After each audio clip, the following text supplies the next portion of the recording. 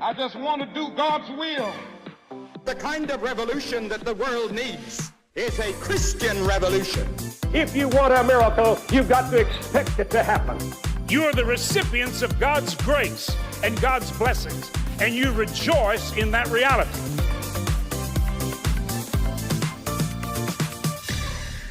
Welcome to Life Today Live. I'm Randy Robinson. Great to have you here. You know, as Christians, we are called to stand out from the world and to hold to certain truths. And that can get a little murky sometimes in, today's culture and sort of the pressures that we experience in daily life.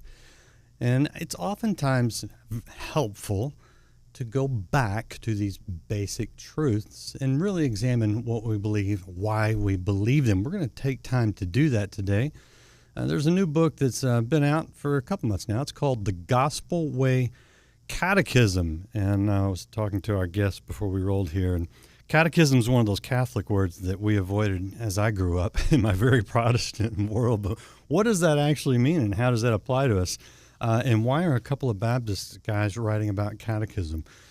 We're going to find it. My guests and the authors of the book are Thomas West and Trevin Wax. Trevin's Vice President of Research and Resource Development at the North American Mission Board, which is a great organization. And Thomas is the pastor of Nashville First Baptist Church.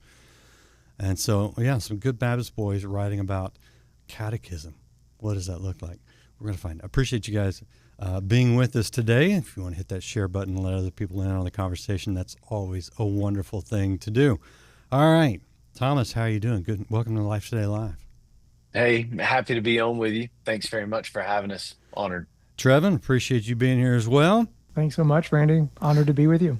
So let's dive into this whole catechism thing, and let's start actually with that term for those like me who grew up in an environment where we didn't really use that term.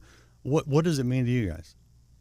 It's funny that the term catechism, it gets associated more with Catholics because the biggest explosion of catechisms really was during the time of the Protestant Reformation. You saw, the Lutherans, the Reformed, the Calvinists, all kinds of groups were doing some kind of catechism during that Reformation period. And what they were actually doing was drawing on an ancient tradition, an ancient tool of discipleship that goes back to some of the first centuries of the church, in preparing people for baptism. A lot of times young Christians would go through, a catechesis of some sort. And that's really just a fancy word to describe the presentation of the basics of the Christian faith in a simplified question and answer format. It's really all it is. It sounds like this big word that can be kind of scary, but it's actually meant to be simple. Just questions and answers. Here, what is this? What's the answer? What definitions? Just the basics of Christian theology, so that anybody can give a good answer as they're working through, the basics of the Christian faith, what the Bible teaches. I was talking recently with some people in my church, and we're talking about baptism, and I explained, we were talking about sprinkle versus dunking and things like that. And I was like, I was dunked. My grandfather baptized me. It was a great thing. And they said, did you do that after confirmation? I was like, yeah, we didn't do that either. So we do have these different traditions, and I really don't get hung up on tradition. I think the important thing is what you guys are talking about. So take us through some of the very basic things that you're wanting us to be able to answer. Each question is arranged, each unit rather, there's 50 units. Each one's arranged by a question and an answer. It has about 500 words of commentary, which is really a page and a half, some reflection questions, and some scriptures underneath it. Yes, we want to give right and true answers to key ideas about God and what it means to be a Christian and what it means to have a vibrant witness in the world. Yes, we want to do a good job of question and answer and definition, but we're mindful of what the Apostle Paul had to say in one place when he had to remind the church that knowledge alone, it puffs up, but it's love that builds up. So we're really aiming at the heart affections to build that double love of God and neighbor through every section. And it's really for everyday believers, not just theologians or pastors. It's a resource really written for the church. So if somebody were to take up the book itself, It's 50 units. You could spend, basically a week in each unit and study the question, study the answer.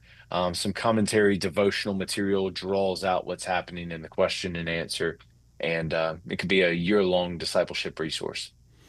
So you hit kind of a broad range of ideas. I mean, you're talking Trinity, all the way to sexuality. What was sort of your what are you trying to do with sort of that comprehensive approach? Yeah, one of the things that we wanted to do with this particular resource was we wanted to do a catechism, we wanted to do questions and answers that actually they not only present the basics of Christian theology and basic fundamental biblical truth, but do so in a way that show how distinct we are from the world. So in a way that, the world says this, but the Bible says something better, that you've heard it said this in the world, but Jesus has a better way.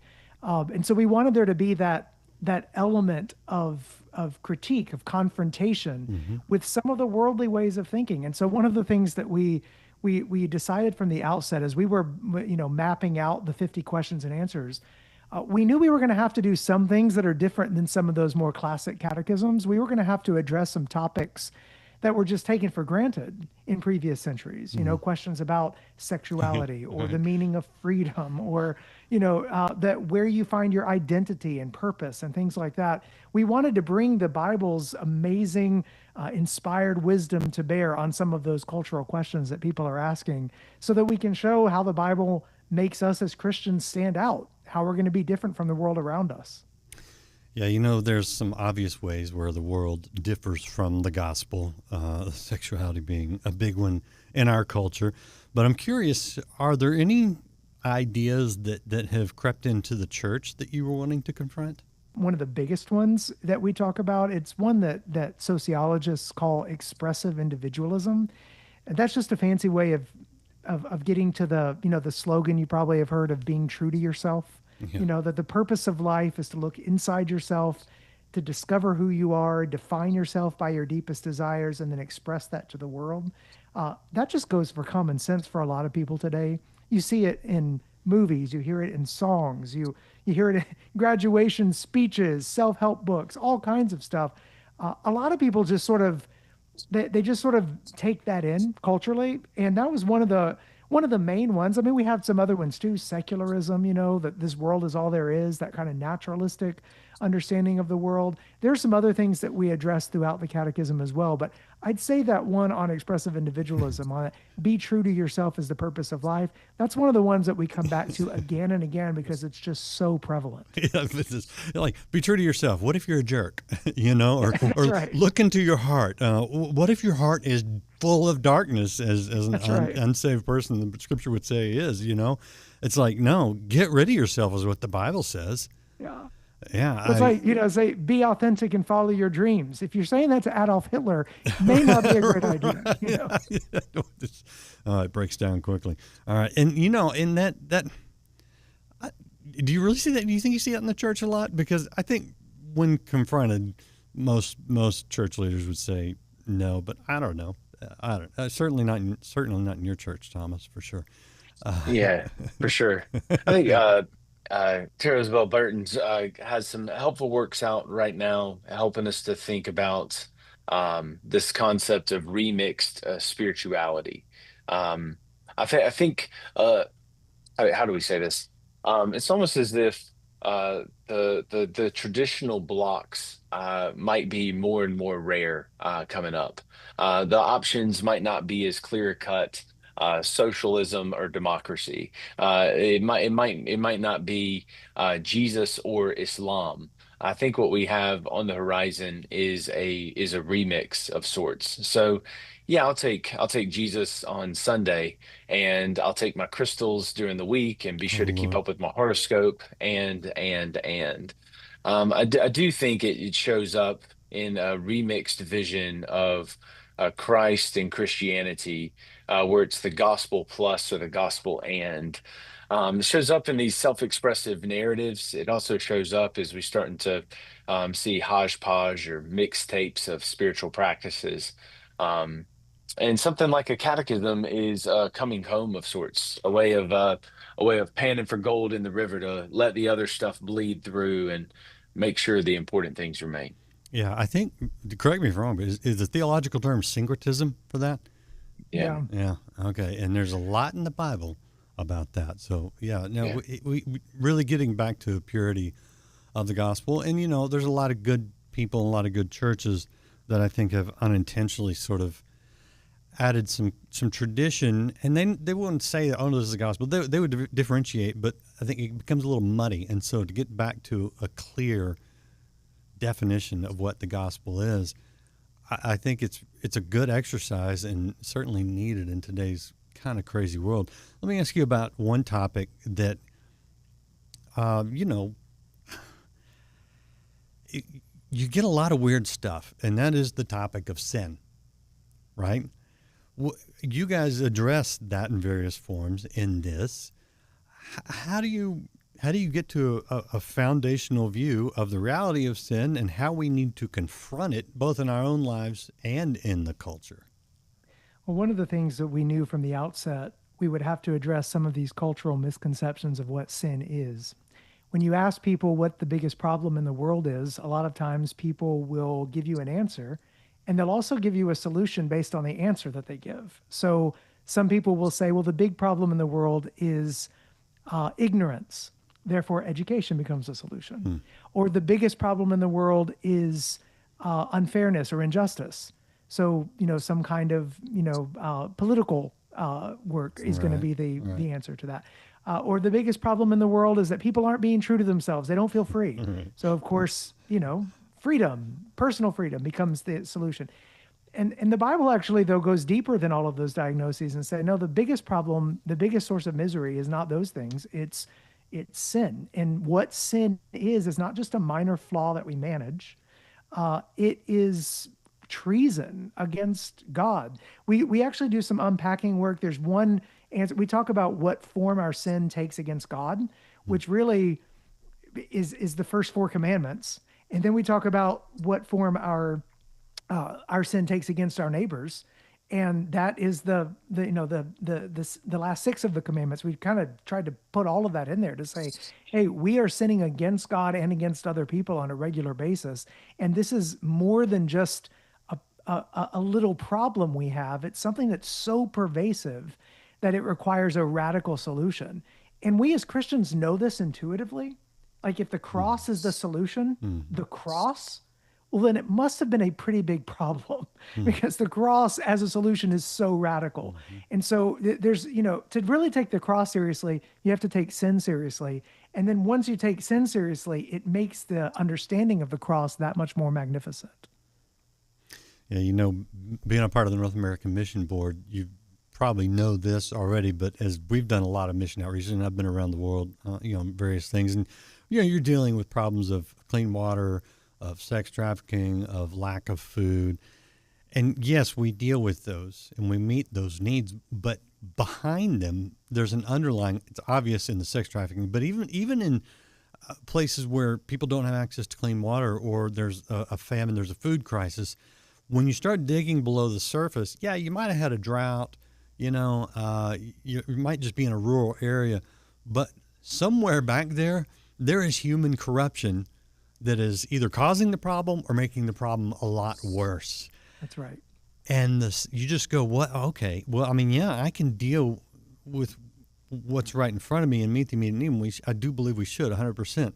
But if you don't get to the root cause, you're just going to be dealing with the results of those forever. And that's why, the outreaches that you guys, it's yes, we meet the practical needs, but we preach the gospel in all of it. And to me, if you're doing one without the other, I don't want to say you're not doing any good. You are, but you're not ever going to solve the problem. You got to have both. Leslie Newbegin was helpful on this. Someone Trevin and I both draw from at different times. He had something important to say about the relationship of evangelism and good works or good deeds, specifically in his book Sin and Salvation. And in there, he had different ways he'd frame it or phrase it in his writings. but essentially, words without deeds are empty, and deeds without words are dumb. They do create a reciprocal relationship, one being the context of the other to make sense. Yeah, good stuff from the Gospel Way Catechism, a book that's available now just to help you walk through some of these basic ideas. And so I would encourage everyone to pick that up and to work through these. This is soul exercise and very helpful, very beneficial. I want to ask you guys about a couple things that might be a little controversial, because I find that there are a lot of good people who love Jesus who don't agree on some of the secondary issues, and you do discuss some of them, whether it's baptism or what happens after we die. How do you guys approach some of these things that smart, honest, God-loving people still may have some variation in view on? No, we did our best to be broadly evangelical in this because we wanted people from multiple denominations to be able to benefit from it, from multiple faith traditions. And one of the reasons why I think we were able to do this is because we're doing our best to show how scriptural teaching makes us as Christians stand out from the world, not necessarily trying to show the differences to show how one denomination stands out from another denomination. The real key was, how do Christians stand out from the world? So in the baptism question, the Lord's Supper question, we ran it by people from different denominations so that we could we wanted to say what we believe we needed to be said in a way that shows the distinction between Christians and the world, but in a way that different groups would be able to get behind. Now, other groups may say more than we would say. In fact, there are some places where Thomas and I, in our own tradition, would say more than what we've said in the Catechism. But we deliberately wanted this to be broadly evangelical, just so that we could serve people from multiple denominations and just show that distinctiveness between us and the world.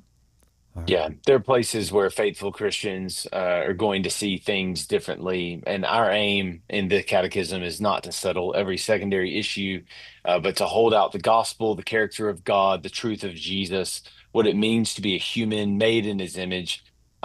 Those are the specifics where Christian teaching does stand in sharp contrast to the world around. And that's what we're eager to unite believers around, what matters most. Yeah, I had someone. We were discussing eschatology, and he's, pre-trib, dispensational, and I was arguing some of the points of those because that's not where I'm at. And he said, I question your salvation, and I said, if that's your basis for salvation, you don't understand the basics of the gospel. I was like, I didn't know it at the time, but I should have told him, you need the Gospel Way Catechism so you can get back to the basics. Right. So to kind of wrap this up, for the reader, for the average person who is not the theologian, and maybe but is curious and maybe actually confused about some things. What do I do with these people who sprinkle and they don't dunk? Or what do I do with these people who think that the bread turns to body, and the wine? We don't use wine in Baptist church. I know this. It's fruit juice, but does it turn to blood, or should it be? All those kinds of things. You wanted to get them back to the basics. What do you kind of want them to take away with as they go through this Q&A process? Our hope is that it's going to help them recognize how the basics of the Christian life and the basics of Christian theology affect the way we live in the world, and prepare us for mission, prepare us to be able to reach out to other people, to share the love of Jesus in our lives by standing out, by actually having a life that backs up the words that we say we believe. The cool thing about a catechism is it's simple. Like we wrote this either for older believers that need a refresh, maybe a retuning on some things, but also for young believers, people that are just now coming to the faith, maybe students in a student ministry, that they want to get a crash course in the basics of Christianity in a way that they can understand. Mm-hmm. We tried to really not have a ton of Christianese, Christian lingo type stuff. We really worked through to say, hey, as we introduce concepts, let's make sure we define them. Let's not make too many assumptions, so that the new believer or the person that's interested in the Christian faith and wants to know what it's all about would be able to walk through this and be able to understand what's being said and be able to understand the approach. What we really want to facilitate here is not to give everyone all the theological knowledge they could ever need. Mm-hmm. Catechism doesn't do that. but to give people the scaffolding, the structure, so that they're able then to stand out in the world and hopefully make a difference and be on mission in evangelism and discipleship in the world God has called us to. We want every listener to really have their confidence strengthened, right? A clear picture of who God is, beautiful truth in confusing times. I think that's what we offer here. Some sure handles to be able to hold on to in uncertain times. Yeah, and that really is very much needed. It's always needed, but it feels like in our culture today where there's this keen loss of a sense of identity, even within some Christians.